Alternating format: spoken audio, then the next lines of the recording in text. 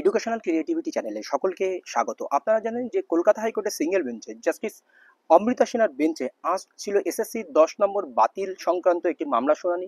আপনারা দেখেছেন 27 নম্বর আইটেমে একাধিক অ্যাডভোকেট ওখানে দাঁড়িয়েছিলেন। প্রতীকদার মহাশয় থেকে শুরু করে অরিন্দ্র কুমার মিত্র এবং বিকাশ রঞ্জন ভট্টাচার্য, বিভিন্ন অ্যাডভোকেটরা এখানে উপস্থিত ছিলেন।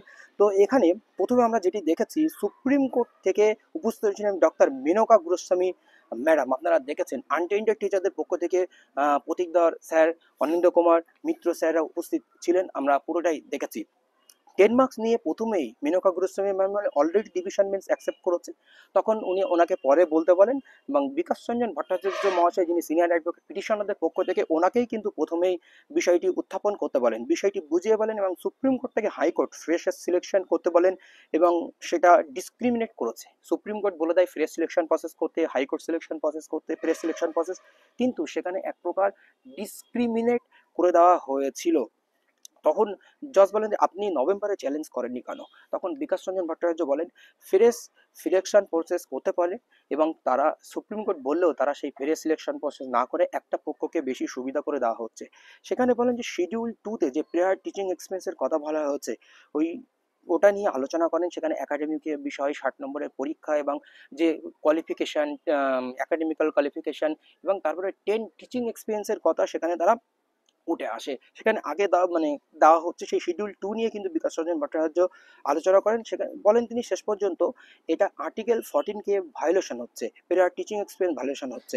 এবং তিনি এর আগে একটি কথা বলেন যে এর আগে অরুণাপম পাল মামলায় যে চ্যালেঞ্জ হয়েছিল সেই টিচিং 10 নম্বর, উনি তখন বলেন যে রুলস তখন কিন্তু চ্যালেঞ্জ হয়নি, তখন পুরো বিষয়টা নিয়ে একটা চ্যালেঞ্জ হয়েছিল, সেখানে 10 মার্কসের কথা উঠেছিল। বিকাশ চন্দ্র ভট্টাচার্য বোঝানোর চেষ্টা করেন এই রুলস এর আগে কোনোভাবেই চ্যালেঞ্জ হয়নি, গেজেট বা রুলস, গেজেট চ্যালেঞ্জ হয়েছিল, রুলস কোনোভাবে চ্যালেঞ্জ হয়নি, এইভাবে বোঝানোর চেষ্টা করে। কারণ আপনি জানেন একটা জিনিস যদি চ্যালেঞ্জ হয়ে অলরেডি ডিসাইড হয়ে যায়, সেই জিনিস নিয়ে আর উত্থাপন করা যায় না, এটা আপনারা জানেন।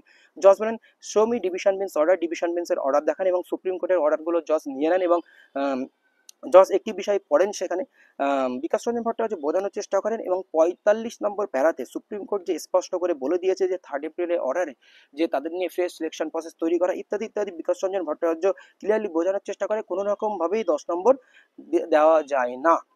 তখন জজ বলেন যে 6 জুলাই অরুণিমা পাল অর্ডারে যেখানে 10 নম্বরের বিষয়টি ছিল, সেই অর্ডারটি চেয়ে নেন এবং ওই অর্ডারটি উনি একটু পড়ে দেখেন। বিকাশ রঞ্জন ভট্টাচার্য বলেন যে অরুণিমা পাল মামলায় রুলস চ্যালেঞ্জ হয়নি, এখানে রুল চ্যালেঞ্জ করা হয়েছে, এর আগে রুলস কোনোভাবে চ্যালেঞ্জ করা হয়নি। এবং রাজ্যের পক্ষ থেকে তারপরে সওয়াল করেন যে সিঙ্গেল বেঞ্চ অরুণিমা পাল মামলা অলরেডি চ্যালেঞ্জ হয়েছে, সেই রিট কপির 12 নম্বর পাতায় যে ওখানে লেখা রয়েছে যে রুলস চ্যালেঞ্জ করা হচ্ছে সেটা স্পষ্ট উনি পড়ে বলেন এবং ডিভিশন বেঞ্চ ইতিমধ্যে এটা সুন্দর করে ক্লিয়ার করে দিয়েছে যে 10 নম্বর তারা পাবে, এই ক্ষেত্রে এক্সপিরিয়েন্সের প্রয়োজন, এক্সপিরিয়েন্সের ক্ষেত্রে তা পাবে এবং সুপ্রিম কোর্ট ইতিমধ্যে ঠিক করে দিয়েছে, এটা রাজ্য সরকারের পক্ষ থেকে যিনি ছিলেন তিনি উল্লেখ করেন এবং বলেন যে ইতিমধ্যে ডিভিশন বেঞ্চ সিঙ্গেল বেঞ্চ এটা ঠিক করে দিয়েছে আর সিঙ্গেল বেঞ্চের রুলস আর গেজেট চ্যালেঞ্জ হয়েছিল, কারণ পিটিশনারদের পক্ষে দাবি ছিল যে এটা আমরা চ্যালেঞ্জ করিনি। এবং তারপরে দেখতে পাচ্ছেন যে সিনিয়র মোস্ট অ্যাডভোকেট ছিলেন অনিন্দ্য কুমার মিত্র, উনি আসেন, টিচিং এক্সপিরিয়েন্সের কথা বলেন। জজ বলেন ফ্রেশাররা এখানে কেন লুজার হবে বা কেন বঞ্চিত হবে, তিনি টিচিং এক্সপিরিয়েন্সের পক্ষেই বলছিলেন আনটেন্ডেড টিচারদের পক্ষ থেকে। তিনি বলেন যে তারা নোটিশ এসাতে তখন চ্যালেঞ্জ করেন, তারা এখন এসে চ্যালেঞ্জ করছে, তারা পরীক্ষা দিয়ে নিয়েছে অলরেডি, সুপ্রিম কোর্ট এটা ঠিক করে দিয়েছে। আরও একটি লাস্টে গুরুত্বপূর্ণ তথ্য উনি তুলে ধরেন যে টিচিং এক্সপিরিয়েন্সের বিষয়টা অবশ্যই সুযোগ দেওয়া উচিত। ধরুন একজন ফুটবল খেলোয়াড়, তার একটি ক্লাবের অভিজ্ঞতা রয়েছে, সে যদি ভালো খেলে থাকে তাকে তো ইন্ডিয়ান দলে বা অন্য বড় ক্লাব তো চান্স নেবে, তার এক্সপিরিয়েন্স আছে বলে। আর যার এক্সপিরিয়েন্স নেই তার তো নিশ্চয়ই সুবিধা দেবে না, সেই দিক থেকে এটা সুবিধা পাওয়া যায়। তারপরে আপনারা দেখেছেন যে প্রতীকধর মহাশয় খুব টেকনিক্যাল পয়েন্ট নিয়ে আলোচনা করেছেন, খুব সাইকোলজিক্যাল বা সেন্সিটিভ বিষয় নিয়ে।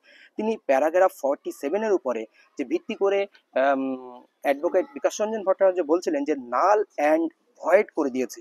তিনি বলেন যে নাল অ্যান্ড ভয়েড কিসের জন্য, কারণ যারা এখানে নাল অ্যান্ড ভয়েড কথা কি আসবে না, ব্ল্যাক অ্যান্ড হোয়াইট কথা কি আসবে না, কারণ কিছু তো রেখে দিয়েছে। যারা ইতিমধ্যে ফার্স্ট সার্ভিসে ছিলেন তাদের চাকরি ফিরিয়ে দিতে বলেছে, তাদের সিনিয়রিটি কন্টিনিউশন রাখতে বলা হয়েছে, ইতিমধ্যে তারা কিছু এক্সপিরিয়েন্স গ্যাদার করেছে, রিয়েলিটি গ্যাদার করেছে, সেটা তো ফ্রেশার ক্যান্ডিডেটের নেই, তাহলে কেন এদের এক্সপিরিয়েন্স মার্কস দেওয়া হবে না?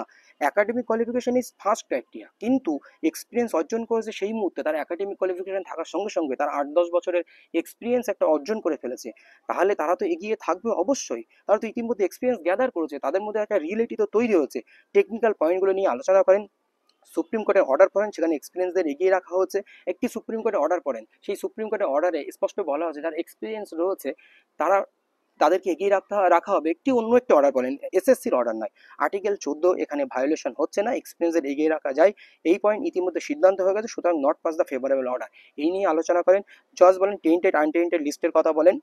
অ্যাডভোকেট বলেন ঠিক আছে আমরা আজ দেবো, বললেন আজ নয় আপনি নেক্সট ডে দিয়ে দিন। এরপরে কমিশনের রিপ্লাই পক্ষ থেকে আপনারা দেখেছিলেন বিশ্বজিৎ ভট্টাচার্য কমিশনের পক্ষ থেকে রিপ্লাই দেওয়ার চেষ্টা করেন। তিনি বলেন অরুণিমা পালে একাধিক বিষয় ছিল, তার মধ্যে 10 মার্কসটাও ওখানে সিদ্ধান্ত নিয়েছে এর আগে।